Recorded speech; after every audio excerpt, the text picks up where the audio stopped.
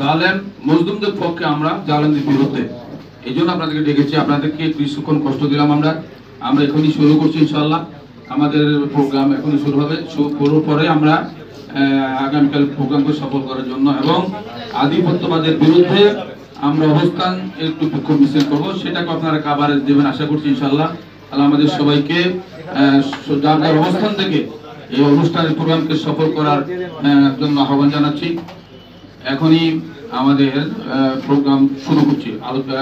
আমাদের আজকের এই সাংবাদিক সম্মেলনে লিখিত বক্তব্য পাঠ করছেন আমাদের উদ্যোক্তাদের মধ্যে অন্যতম মৌলানা সৈয়দ হাসান আল আজহারি।